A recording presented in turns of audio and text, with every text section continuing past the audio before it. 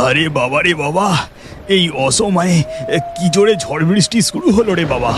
ধবলি, তুই ওখানেই দাঁড়া, আর একবার জালটা ফেলি, যা মাছ উঠবে তাই নিয়েই বাড়ি ফিরে যাব। দাঁড়া দাঁড়া। এই বলে মহেশ মাঝ নদীতে পৌঁছে তার নৌকা থেকে জালটা নদীর জলে ফেলে। আরে বাবা রে বাবা, জালে কি টান পড়েছে রে, মনে হয় খুব বড় মাছ। মহেশ জোর লাগিয়ে তার জালটা টেনে নৌকার উপরে তোলার চেষ্টা করে, কিন্তু হঠাৎ তার জালে আরো জোরে টান পড়ে, আর সে সামলাতে না পেরে জলে পড়ে যায়। তখনই একটা রাক্ষসের সাদা হায়না ওপারের জঙ্গল থেকে জলে ঝাঁপ দেয়।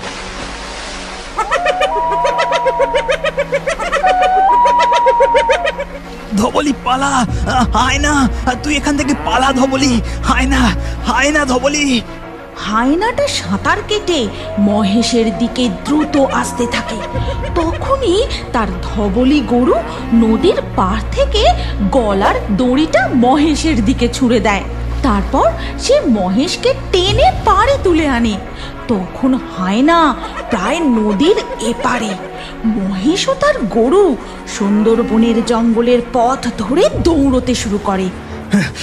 পালা ধবলি, আমাদের পিছনে হায়না, আমার জন্য তুই থামিস না, হায়না, হায়না। ঝড় বৃষ্টির মাঝে আকাশে জোরে বিদ্যুৎ গর্জে ওঠে। সাদা হায়না মহেশ ও তার গরুকে তাড়া করে।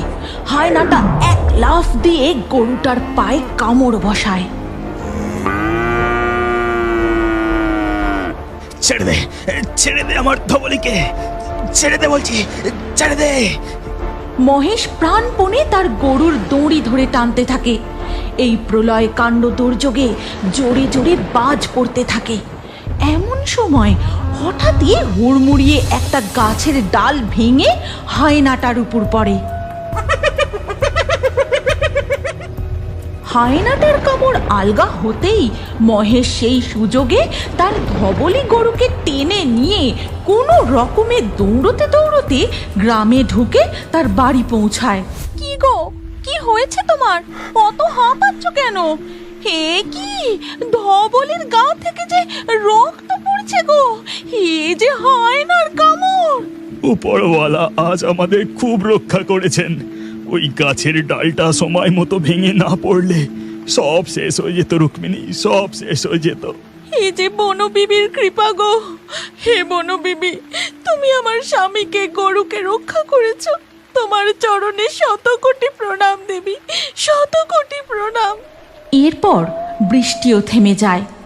ওদিকে তখন জঙ্গলের মাটিতে যে দু চার ফোঁটা গরুটার রক্ত ঝরে পড়েছিল, হায়নাটা দাঁড়িয়ে বেশ কয়েকবার গন্ধটা ভালো করে শুঁকে জঙ্গলের গভীরে চলে যায়।